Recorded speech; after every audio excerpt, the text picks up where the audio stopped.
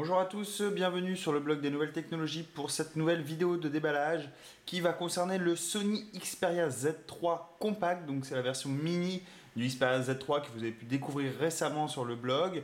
Donc on continue sur notre petite formule de déballage où on va un peu voir ce qu'il y a dans la boîte, également le smartphone et également rapidement le prendre en main. Donc ce Z3 Compact, eh bien, c'est la version mini de son grand frère le Z3 que vous avez pu découvrir très récemment. On va voir que celui-ci a des différences, mais également quelques similitudes, notamment dans les spécifications, là où on ne s'y attendait pas. Sony a l'habitude pourtant de proposer de tels smartphones avec des caractéristiques les mêmes en gros que son smartphone phare, sauf qu'il réduit la taille de l'écran. Mais là également, petite modification sur la conception. Concernant les différences, on verra ça dans une seconde vidéo. J'essaierai de tourner une vidéo avec les deux smartphones côte à côte pour vous présenter un peu les différences, vous verrez ça. Donc aujourd'hui, on va s'occuper du déballage de cette version Xperia Z3 Compact. Donc comme son grand frère ici, que vous voyez ici, on a une boîte quasi identique. On n'est pas sur la même focus du smartphone, puisque là, sur le grand modèle, on faisait le focus sur la caméra. On aurait pu faire le focus sur la caméra de ce Z3 Compact, mais Sony a préféré afficher son smartphone sur celui-ci. Donc on a en haut la marque, bien évidemment, le modèle. On a donc notre Xperia Z3 Compact. Donc ici, c'est la version blanche qui est représentée. À l'arrière, on retrouve notre famille de Xperia Z3 Compact avec le modèle blanc, un modèle rouge, un modèle vert et un modèle noir. On a également les caractéristiques principales du smartphone, notamment la technologie Triluminos, X Reality, donc ça c'est pour l'écran. On va voir qu'on peut également filmer en 4K avec ce smartphone, c'est pas négligeable. On va retrouver un capteur de 20,7 mégapixels, donc si vous avez suivi le déballage du Xperia Z3, pardon, c'est exactement le même. Le processeur, on va également avoir un processeur quadricore cadencé à 2,5 GHz. Il va également être résistant donc IP65 et 68. Et enfin, on va avoir un écran de 4,6 pouces, mais ça, je vais vous le présenter. Voilà un peu pour cette boîte, rien de bien extraordinaire. Une fois qu'on ouvre celle-ci, on se retrouve tout simplement nez à nez ici avec notre smartphone. Donc comme vous pouvez le voir ici, j'ai la version verte du smartphone. Donc c'est plutôt chouette. On verra ça juste après. Je le mets de côté. Ensuite, dans la boîte, on va retrouver le traditionnel port, câble secteur, donc ici, et port USB de ce côté-ci. Donc vous allez pouvoir comme ça recharger votre smartphone sans aucun problème. Vous allez également retrouver le câble USB, micro USB, donc qui vous permet de connecter le smartphone à votre ordinateur ou au dock, au bloc de rechargement secteur. Et enfin, on a également des petits guides pour démarrage rapide, etc.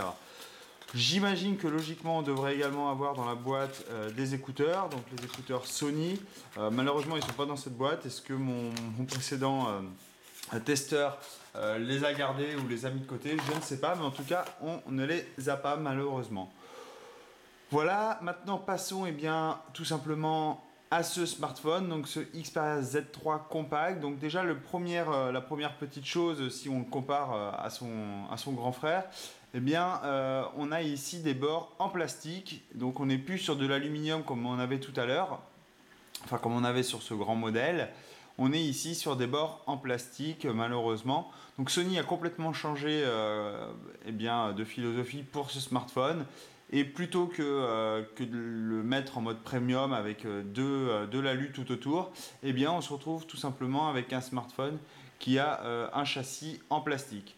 En revanche, on va retrouver une conception assez traditionnelle des smartphones Xperia de Sony. On va notamment avoir sur le côté droit du smartphone le fameux bouton pour déclencher automatiquement la photo. Ici, on va avoir le bouton de volume. On va surtout avoir le bouton aluminium on-off, donc qui vous permet d'allumer votre smartphone ou de l'éteindre. Sur la tranche supérieure, on va avoir la prise jack 3.5. Vous allez également avoir ici un petit trou, c'est tout simplement pour le micro. De l'autre côté, on va voir qu'on a une première trappe ici qui va nous permettre de glisser la carte micro SD. On va également avoir le port de recharge micro USB de ce côté-ci. Donc si vous allez vouloir recharger votre smartphone ou le connecter à votre ordinateur, eh bien, il faudra retirer la trappe et le brancher ici. Ensuite, on a ici notre dock Sony, alors que j'avais déjà critiqué sur le modèle Xperia Z3. Voilà, peut-être que Sony aurait dû le masquer malheureusement, parce que on a des accessoires bien évidemment qui puissent se connecter à ce connecteur bien spécifique, mais on n'en utilise pas tous les jours et Sony aurait pu le masquer soit par une trappe ou soit, je ne sais pas comment d'ailleurs, par une trappe. À mon avis, c'était le meilleur choix. Enfin, on a une autre trappe ici qui n'est pas très voyante également, mais qui va tout simplement nous permettre de glisser la carte micro SIM, donc nano SIM pardon. Donc vous allez pouvoir glisser à l'intérieur de cette fente. Alors je ne sais pas si la pointe va bien vouloir se faire. Voilà, vous allez pouvoir glisser dans cette fente votre carte nano SIM. En dessous, on retrouve ici des petits trous, ça va vous permettre de passer une lanière, donc pour, et bien tout simplement pour pouvoir avoir une corde, enfin une lanière, une ficelle si vous voulez à votre smartphone. Et enfin ici on a un petit trou, c'est tout simplement pour le micro. Donc là j'essaye de vous le montrer de près et vous voyez on a des bords complètement en plastique. Alors si je vous montre rapidement par rapport, même si c'est pas l'objet de la vidéo, par rapport au Xperia Z3, vous voyez ici on était sur des bords complètement en aluminium. Alors je vais essayer de faire la pointe, voilà on était sur des bords en aluminium, on est complètement différent ici sur ce modèle compact puisque on est sur des bords en plastique.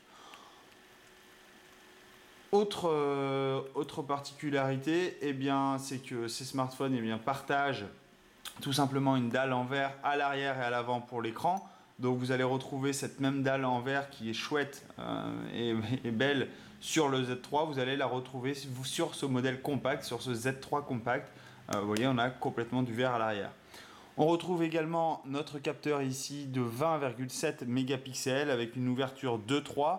On a le flash LED sur sa droite. On a une puce NFC qui est ici. On a bien évidemment la marque Sony, la marque Xperia.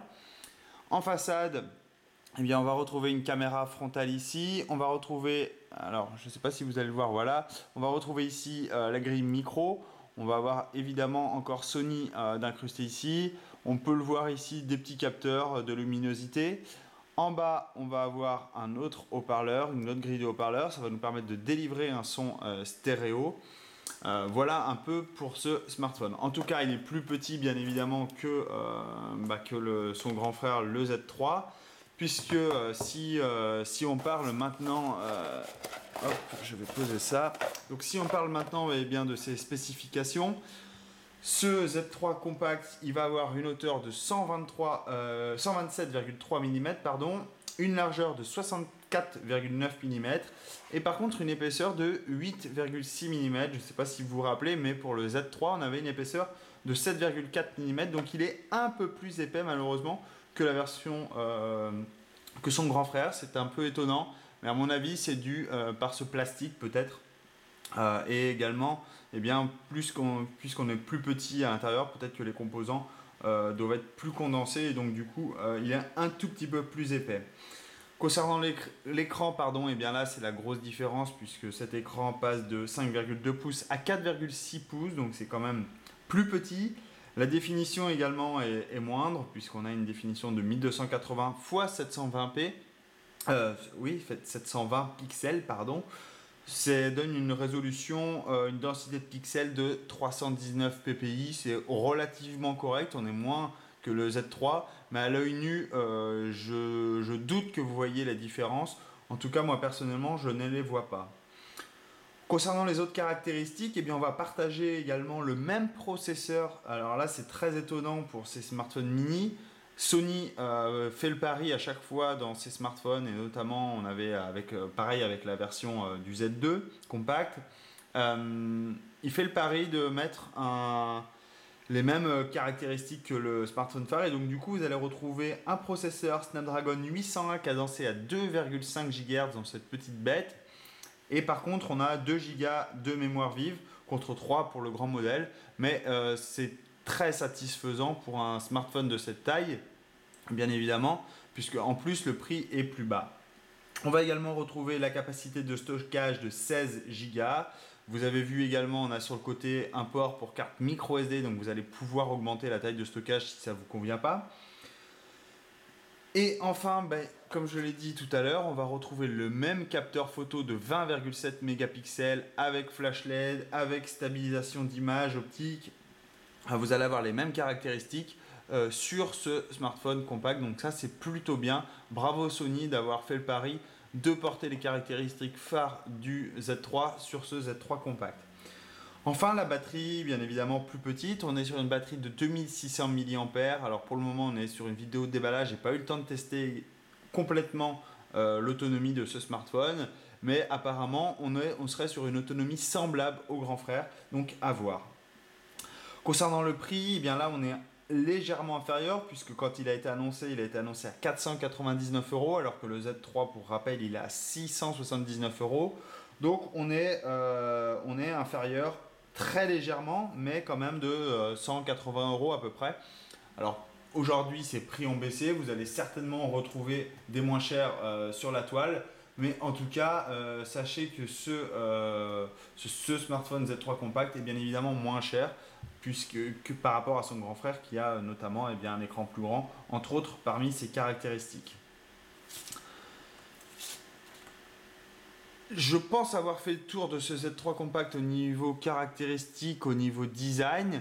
On est sur une vidéo de déballage, bien évidemment, je referai une petite vidéo de présentation plus complète prochainement, de prise en main du smartphone, de test, etc.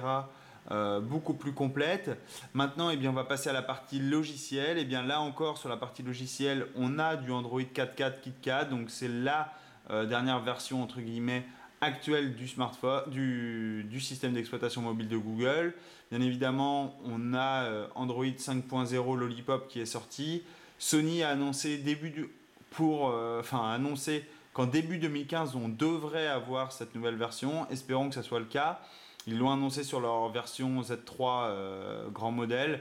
Je pense que le Z3 compact, vu que c'est les mêmes caractéristiques, il ne devrait pas y avoir de surprise. On devrait avoir Android 5.0 Lollipop également sur ce Z3 compact assez rapidement.